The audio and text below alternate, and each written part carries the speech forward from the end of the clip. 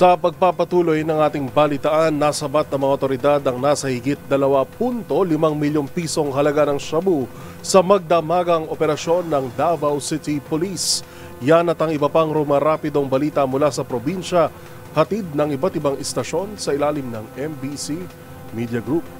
Balita mula sa Davao City. Patuloy ang walang humpay na kampanya ng Davao City Police Office o DCPO laban sa iligal na droga bilang bahagi ng kanilang pangako maglingkod ng tapat at buong dedikasyon para sa kaligtasan at kapayapaan ng lungsod. Sa pamumuno ni Police Colonel Hansel Marantan, Acting City Director, matagumpay na naisagawa ng DCPO ang 6 na anti-illegal drug operations sa loob lamang ng 24 oras na nagresulta sa pagkakaresto ng 8 drug personalities at pagkakumpiska ng shabu na tinatayang nagkakalaga ng 2,522,679 pesos and 64 centavos batay sa standard drug price. Ang mga operasyon ito ay sinagawa ng iba't ibang himpilan ng kapulisan tulad ng San Pedro Police Station, Bunawan Police Station, Marilog Police Station, Balyok Police Station at City Drug Enforcement Unit. Nagpahayag ng pasasalamat ang DCPO sa patuloy na suporta ng mga opisyal ng barangay, mga komunidad at ng lokal na pamahalaan sa pagsuporta sa kampanyang ito. Ayon sa DCPO, malaking aspeto ang illegal na droga sa pagtaas ng kriminalidad sa ilang lugar,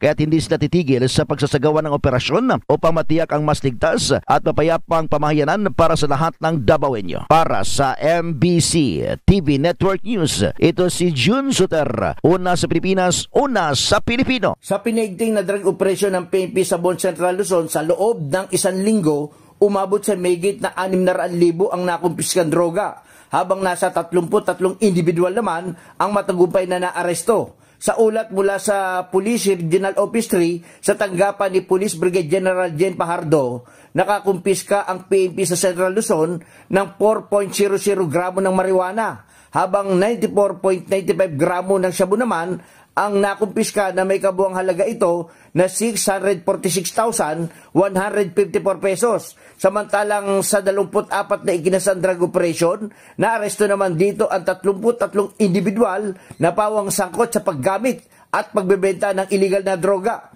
Ang mga naaresto ay pawang mga nakakulong na at ang iba naman ay kinasuhan na ng paglabag sa Republic Act 9165 o ang Comprehensive Dangerous Drug Act of 2002. Para sa MBC TV Network News, Danny Kubilang, RS37.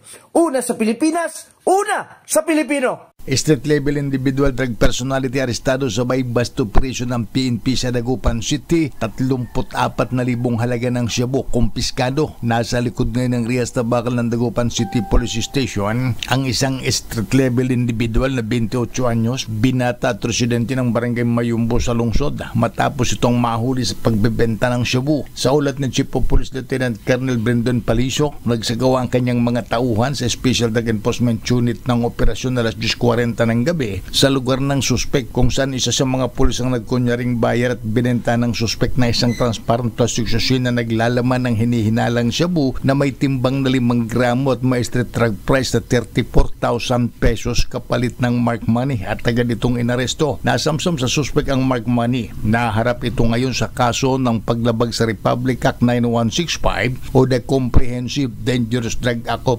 2002. Para sa MBC TV Network News, ito si Freddy Pajardo, RS38. Una sa Pilipinas, una sa Pilipino.